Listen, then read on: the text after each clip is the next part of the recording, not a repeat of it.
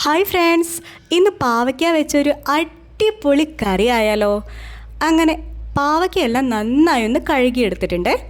ഞങ്ങളുടെ ഇവിടെയൊക്കെ ഇതിന് കയ്പ എന്നാണ് കേട്ടോ പറയാം. നിങ്ങളുടെ അവിടെ എന്താണ് പറയുന്നതെന്നൊന്ന് കമൻറ്റ് ചെയ്തേക്കണേ.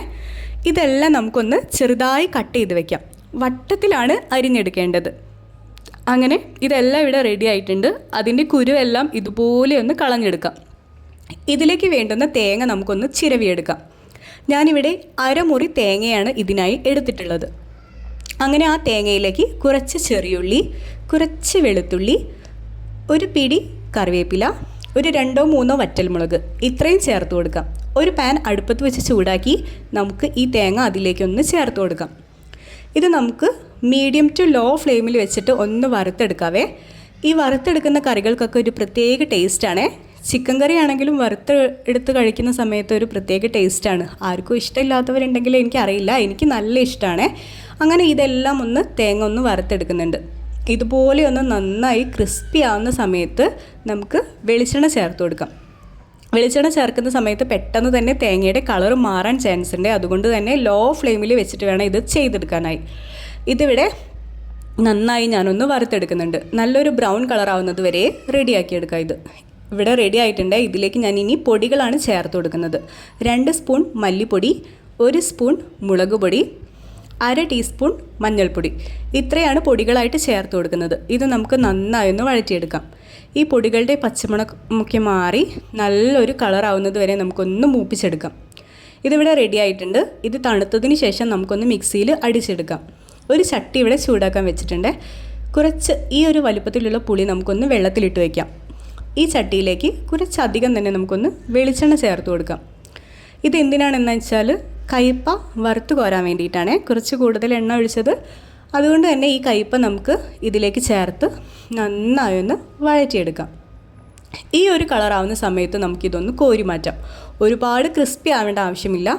ഇത്രയും കളറ് ചേഞ്ച് ആയാൽ മതിയാവും. അങ്ങനെ ഞാനിവിടെ ഒരു 2 ബാച്ചായിട്ടാണ് ഇത് കോരിയെടുത്തിട്ടുള്ളത്.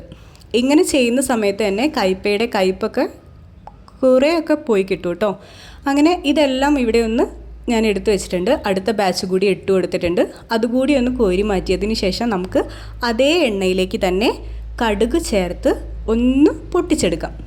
ഇതിലേക്ക് കുറച്ച് കറിവേപ്പില, 2 വറ്റൽമുളക് ഇത്രയും ചേർത്തൊന്ന് നമുക്ക് മൂപ്പിച്ചെടുക്കാം. അതിലേക്ക് ഞാൻ ഒരു സവാള ചെറുതായി അരിഞ്ഞതാണ് ചേർത്ത് കൊടുക്കുന്നത്. ഈ സവാള കൂടി ചേർത്തതിന് ശേഷം നമുക്കൊന്ന് നന്നായി വഴറ്റിയെടുക്കാം. സവാളയിലേക്ക് ആവശ്യത്തിനുള്ള ഉപ്പ് കൂടി ചേർത്ത് കൊടുക്കാം. ഈ കയ്പ ആയതുകൊണ്ട് തന്നെ ഇത് ഉപ്പ് കുറച്ച് മുമ്പിട്ട് നിൽക്കണേ, എന്നാലേ പെട്ടെന്ന് ആ കയ്പ് ഇതും കൂടി ബാലൻസ് ആവുകയുള്ളൂ. അതുകൊണ്ട് തന്നെ കുറച്ചധികം ഉപ്പ് ചേർത്ത് ഇതൊന്ന് നന്നായി വഴറ്റിയെടുക്കാം. ഇതിലേക്ക് ഞാനിവിടെ കുറച്ച് മുളക് പൊടി കൂടി ചേർത്ത് കൊടുക്കുന്നുണ്ട്. നിങ്ങളുടെ എരിവിനനുസരിച്ചിട്ടുള്ള മുളക് പൊടി ചേർത്ത് കൊടുത്താൽ മതിയാവും കേട്ടോ. ഈ സമയത്ത് നമുക്ക് തേങ്ങ അടിച്ച് വയ്ക്കാം. തേങ്ങ അടിച്ച് വെച്ചതും കൂടി നമുക്ക് ഇതിലേക്കൊന്ന് ചേർത്ത് കൊടുക്കാം. കുറച്ച് മാത്രം വെള്ളം ഒഴിച്ച് അടിച്ചെടുക്കാൻ ശ്രദ്ധിക്കണേ. ഒരുപാട് വെള്ളമായി കഴിഞ്ഞാൽ ഈ ഒരു ടേസ്റ്റ് കിട്ടില്ല. അങ്ങനെ നമുക്ക് ആ തേങ്ങയെല്ലാം അതിലേക്കൊന്ന് ചേർത്തെടുത്തിട്ടുണ്ട്. ഇത് നമുക്ക് നന്നായി ആ ചട്ടിയിൽ വെച്ച് തന്നെ ഒന്ന് മൂപ്പിച്ചെടുക്കാം. ഒരു 2-3 മിനിറ്റ് നേരം നന്നായി ഒന്ന് മൂപ്പിച്ചെടുത്താൽ നല്ലൊരു കളറായി വരും. ആ സമയത്ത് നമുക്ക് പുളിവെള്ളം ചേർത്ത് കൊടുക്കാം. കൂടെ തന്നെ കറിക്ക് ആവശ്യത്തിനുള്ള ഗ്രേവിക്ക് അനുസരിച്ചിട്ടുള്ള വെള്ളം കൂടി നമുക്ക് ചേർത്ത് കൊടുക്കാം.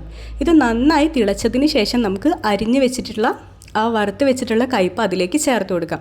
ഈ കയ്പ കൂടി ചേർത്ത് കഴിഞ്ഞാൽ ഒന്ന് തിളപ്പിച്ചതിന് ശേഷം നമുക്ക് ചെറിയ കഷ്ണം ഞാനൊരു ശർക്കരയാണ് ചേർത്തിട്ടുള്ളത്. ഈ സ്റ്റെപ്പ് നിങ്ങൾ സ്കിപ്പ് ചെയ്യാതെ തന്നെ ചെയ്യണേ. ഇത് നന്നായി നമുക്ക് കുറുക്കിയെടുക്കാം. അതിലേക്ക് കുറച്ച് കറിവേപ്പില കൂടി തൂവി കൊടുക്കുന്നുണ്ട്. അടിപൊളി ടേസ്റ്റി ആയിട്ടുള്ള കറിയാണേ. കയ്പൊന്നും ഉണ്ടാവില്ല. ഇത് ഉറപ്പായിട്ടൊന്ന് ട്രൈ ചെയ്തിട്ട് അഭിപ്രായം പറയാൻ മറക്കല്ലേ. കൂടെ തന്നെ ആദ്യമായിട്ട് കാണുന്നവരാണെങ്കിൽ എൻ്റെ ചാനൽ ഒന്ന് സബ്സ്ക്രൈബ് ചെയ്യണം.